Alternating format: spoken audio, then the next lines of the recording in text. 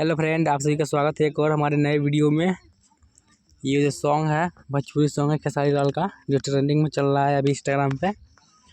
और इसमें तो पूरे हम नहीं बता पाएंगे, लेकिन डिस्क्रिप्शन में लिंक मिल जाएगा आप सभी को, वहाँ से आप लोग इंपोर्ट कर लीजिएगा और बना लीजिएगा। अगर समझ नहीं आएगा तो आप लोग कमेंट कीजिएगा, हम वीडियो बनाकर टेलीग्राम पर डाल देंगे, तो वहाँ से आप लोग देख लीजिएगा। ठीक है, तो चलिए फिर मिलेंगे। अभी खेती का समय चल रहा है ना, इसलिए अभी नहीं बना पा रहा है। कल आएगा वीडियो शादी का, तो आप लोग देखना ना भूलिए।